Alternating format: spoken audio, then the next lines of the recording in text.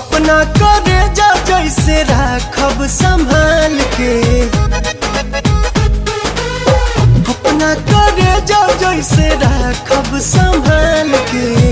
दे दाना दिल ओढ़नी से निकाल के, दे दाना दिल ओढ़नी से निकाल के।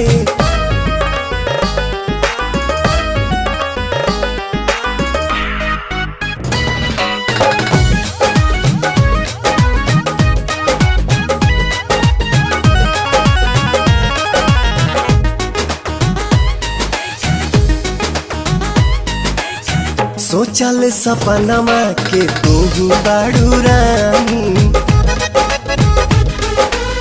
सोचल सपनमा के तू बाड़ू रानी।